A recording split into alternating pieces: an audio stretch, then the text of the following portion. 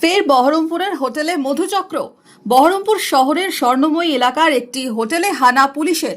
ইমমরাল traffic prevention act আইনে হোটেলে হানা দিয়ে 5 জনকে গ্রেফতার করল বহরমপুর থানার পুলিশ। উদ্ধার এক নাবালিকা ও 2 মহিলা। এদিন বিকেলে গোপন সূত্রে খবর পেয়ে স্বর্ণময়ী এলাকার ওই গেস্ট হাউসে হানা দেয় পুলিশ। গ্রেফতার হোটেলের মালিক, ম্যানেজার।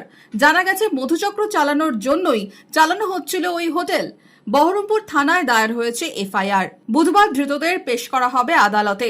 এর আগে বহরমপুরের একটি গেস্ট হাউসে রেড চালিয়ে গ্রেফতার করা হয় 4 জনকে।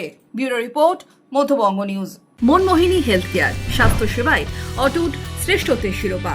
জেলায় প্রথম robotic knee replacement, cardiology with cath lab, neurosurgery, specialised trauma unit থেকে স্মাইল ট্রেন, একগুচ্ছ পরিষেবায় নিয়োজিত। Manmohini health care, quality care with personal touch, Baharampur শিল্প তালুক।